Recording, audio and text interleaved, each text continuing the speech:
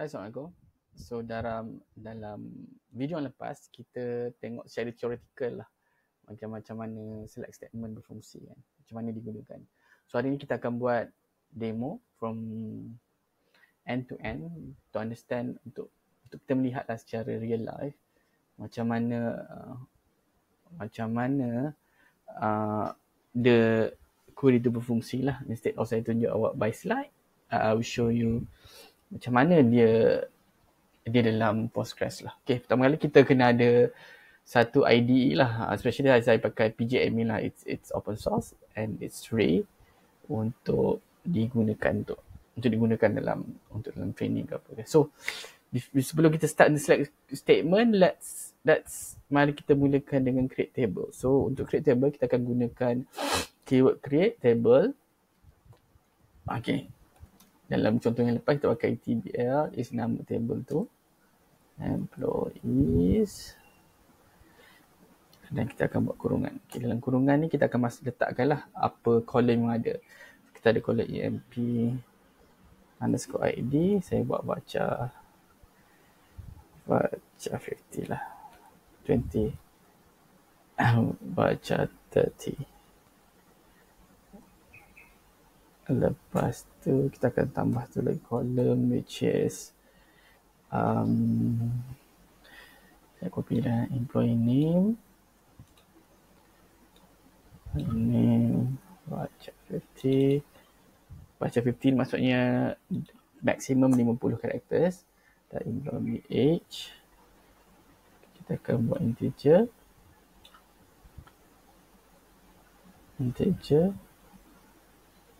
and kat sini age, dan kita akan lagi employee department. Last sekali saya ambil yang sama je lah. So okay, employee.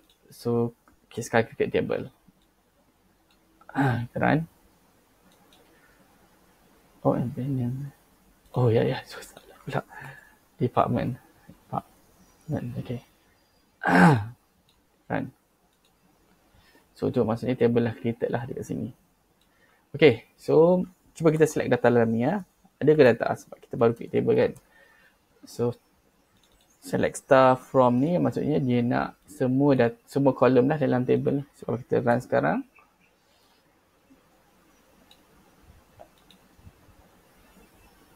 tak adalah, it's kosong lah because kita tak masukkan data lagi. Okay, selanjutnya mari kita masuk contoh untuk masukkan data. Insert adalah command into nama table, maksudnya employee table kita ni. Dan saya selalu saya letakkanlah all the kolom lah. Walaupun boleh buat tanpa kolom, tapi saya prefer dengan cara ni sebab dia lebih clear lah data apa kita masuk. Sometimes kalau kita tak specify kolom ni, there's a syntax error. For example, kita nak masukkan age tapi kita masukkan maklumat department, so dia tak berapa clear. Okay, so kita dah insert into here, saya besarkan sikit. So dalam kita akan buat values apa, so kita akan masukkan data berdasarkan ni lah. Kita ambil lah, dan tadi kita sebabkan dia adalah baca kan, employee ID adalah baca, kita akan pakai single quote lah untuk indikator dia sebagai sebuah string. 001 nama, name is John Doe, age. Kalau integer you tak perlukan ada single quote, you just masukkan direct 35 and then department adalah sales. Copy, tak sini sales. Okay, mari masukkan contoh yang pertama kita insert. So successfully insert, satu row inserted. Kalau kita select balik table tadi, select all from table employee, kita akan dapat satu row data which is represent yang sebelah ni. Okay, so kita teruskan yang lain. Saya masukkan kita satu lagi, a few sample lah. Okay,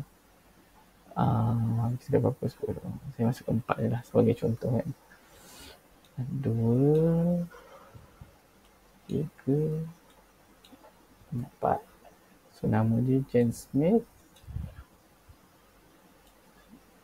Umur 29. Department Marketing. Okay. Lepas tu 4, Jondo Alice Johnson.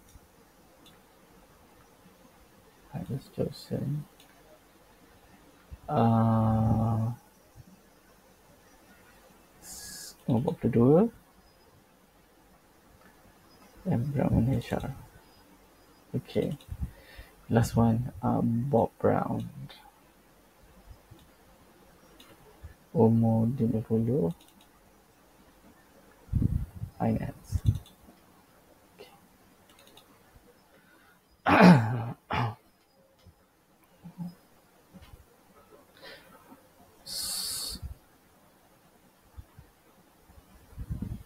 Okay, mari kita buat yang sama. Kita masuk Jondo, Jane. Kita run yang belum lagi lah. Okay, so dah masuk data. So kalau kita select balik data dalam ni, so dapatlah 4 data tu. Okay, seterusnya right, kita nak tengok macam mana kita nak gunakan cara select statement So macam dalam tutorial yang lepas, kita ada tunjuk dia ada tiga main komponen kan. Kita select kan, kita akan select. Kalau kita tengok komponen tadi dia. Okay.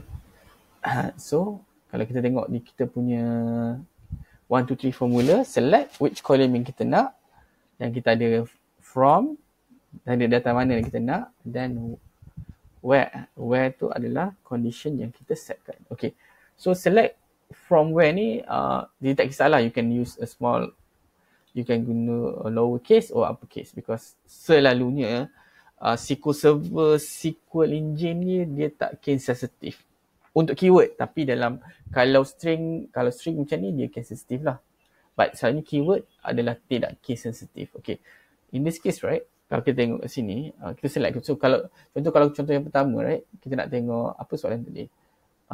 I want to get all the employee ID and names from the HR. So kita nak tahu, dia nak dapatkan ID dan names right. So dalam ni kita akan pakai ID EMP underscore ID tu EMP underscore name. Okay, tu kita punya column yang kita pilih, which is sama dengan ni lah, employee ID dengan employee name. So data daripada mana? Tadi data yang kita create tadi, employee table and sini. So data daripada sini, kalau you just select ni tanpa condition, boleh juga dapat result, which is tak tunjukkan semua employee, tapi with the limited column lah. Tadi kita ada 4 column, now kita just 2 sebab kita pilih 2 column.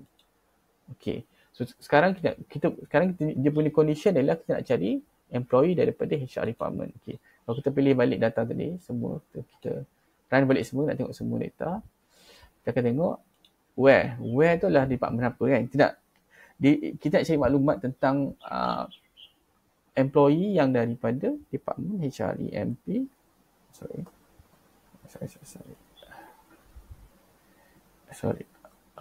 EMP underscore department sama dengan HR, equal to HR. So kalau kita run ni, kita hanya akan dapat, kalau based on data sekarang, kita hanya akan dapat satu je lah, which is Alice Jason. So kalau kita run ni, kita dapat Alice Jason with a limited column. Okay. So soalan kedua, the question kedua adalah, I want to know who is the employee with the ID 001. Okay. So kalau kita tengok, apakah 1, 2, 3 step dia, which column to select, I want to know who, I assume kalau all, I would like all the employee information. So kalau all information, you akan most likely akan pergi ke option select star untuk dapatkan semua kolom, atau daripada table mana kita guna set table yang sama, tapi sekarang kita nak cari ID 001 employee ID kan. So untuk filter employee ID, kita akan gunakan EMP underscore ID. Tapi right now kita nak cari E005. Okay, let's see.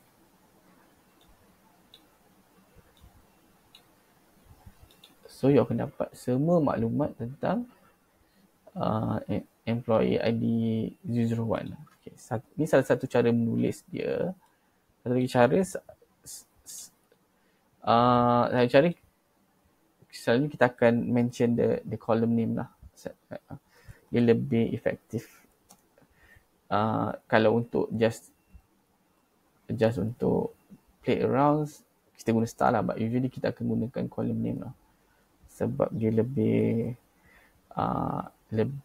meaningful lah instead of star. Okay, tengok. So kalau kita run benda yang sama, result dia akan sama lah. Just this time kita akan pakai column base lah. Okay, the same thing kan. Okay, itu saja demo untuk tutorial yang pertama. Okay, selepas ni kita akan tengok tutorial yang lebih advance lah. Okay, thank you.